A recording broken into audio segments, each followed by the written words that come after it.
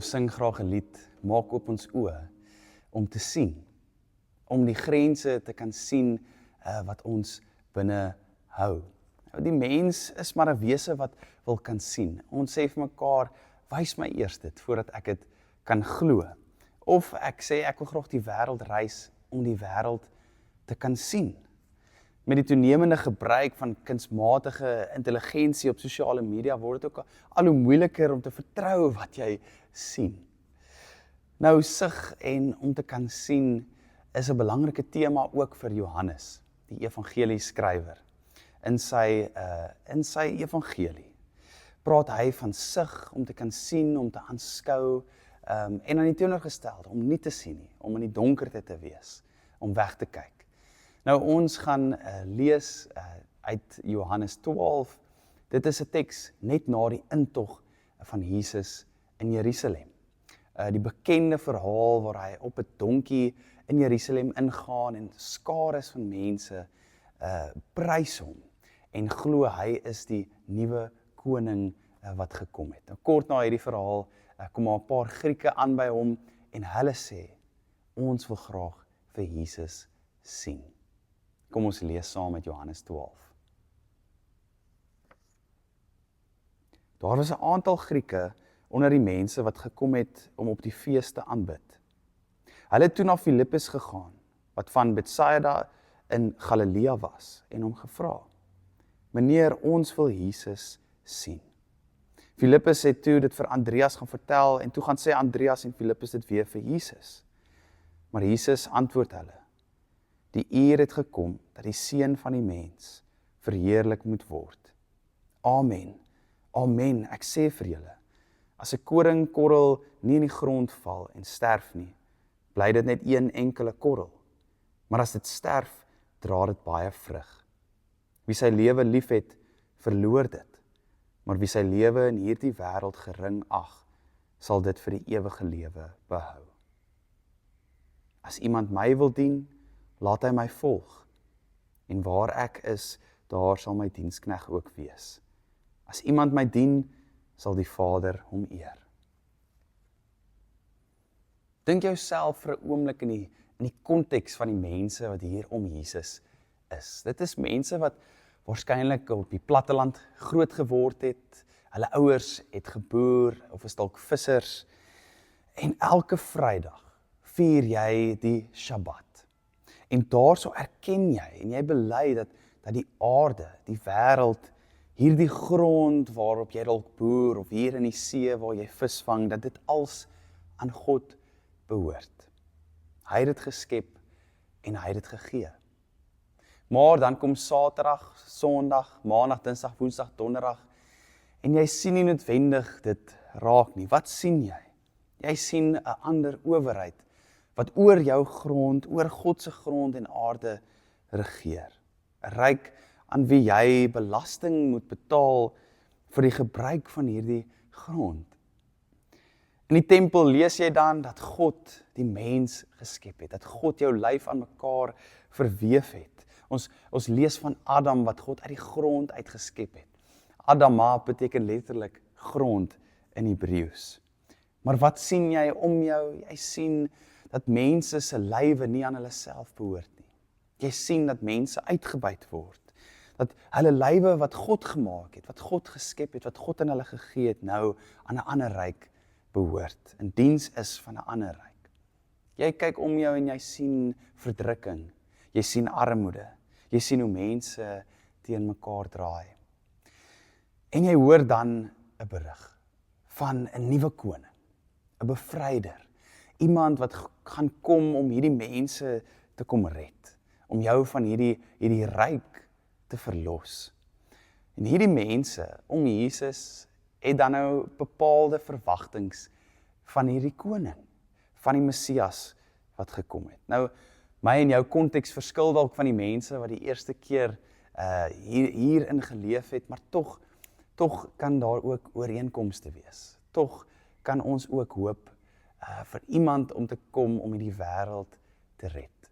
Vir 'n nuwe koning, vir 'n Messias, om die grond waarop ons werk en waar ons woon te kom bevry. Dink vir 'n oomblik aan jou verwagtinge van hierdie nuwe koning, van hierdie Messias? Wie wil jy hê moet Jesus vir jou wees?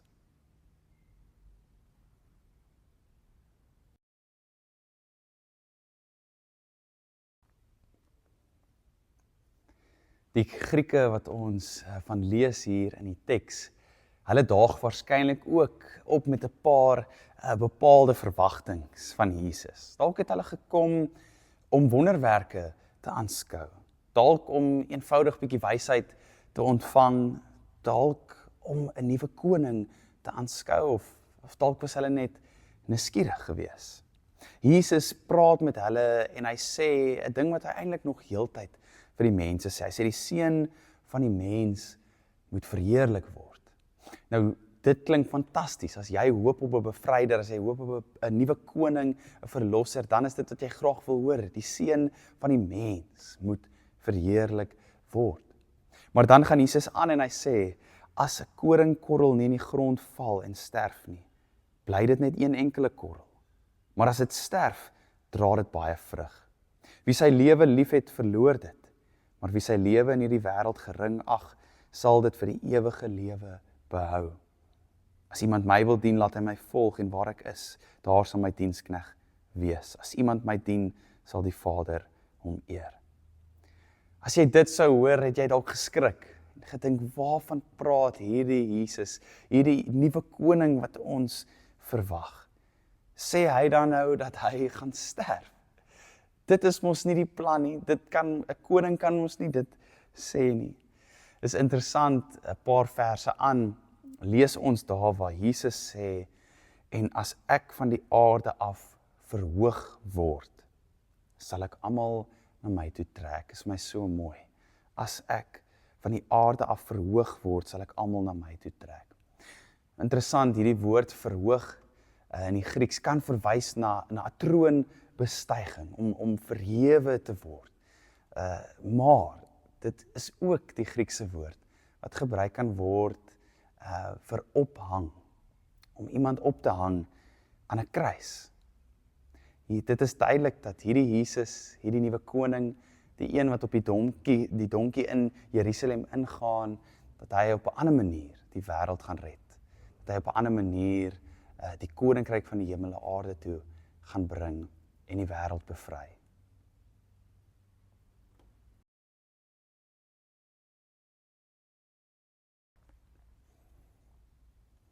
So wat maak ons met hierdie Jesus, wat anders lyk en anders werk as wat ons verwag? Die een wat nie so mooi in ons verwagtinge pas nie. Nou tot 'n mate moet ons eintlik maar eenvoudig aanvaar dat hy altyd groter sal wees as ons behoeftes, as ons verwagtinge. Dat hy altyd meer sal wees, altyd nuut sal wees, altyd my kan verras, sodat ek verander kan word. Maar ook moet ons onsself keer op keer, en daarom het ons 'n kerkkalender wat dit altyd op ons stoep vir ons bring, moet ons onsself herinner aan die feit dat hierdie koning die wêreld kom red het deur sy lewe te gee. Dat hy anders werk as die afgode in my lewe, wat ek toeskryf aan mag en sukses.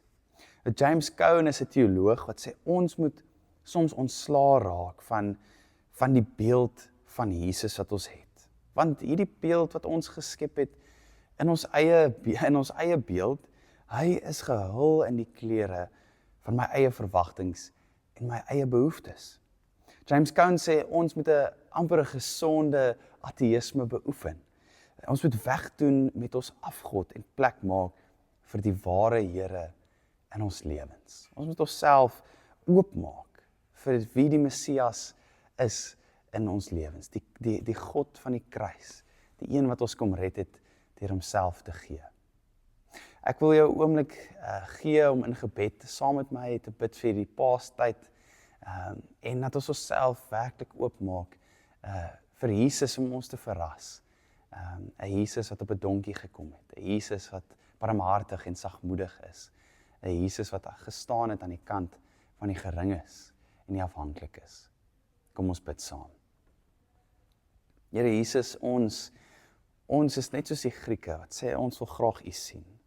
Ons wil graag U sien in hierdie wêreld waar ons dikwels oorweldig word met geweld en lyding. Here, ons bely ook dat ons so dikwels smag na 'n koning of 'n leier wat ons kan red. Op maniere wat U vir ons kom wys het nie die beste maniere is nie. Here, ons wil die afgode in ons lewens, ons wil daarvan af wegdoen. Ons wil vir U volg. Here, ons gebed is eenvoudig dat U weer ons oë sal oopmaak, dat ons U kan sien vir wie U werklik is. En mag ons dan U volg en mag ons U dienskneg wees in hierdie koninkryk. Mag jy in hierdie Paastyd die verrassing van die redder op die donkie en van die koning aan die kruis beleef. Mag jou oë oopgaan vir dit wat Jesus sê. Wie sy lewe lief het, verloor dit. Maar wie sy lewe in hierdie wêreld gering ag, sal dit vir die ewige lewe behou.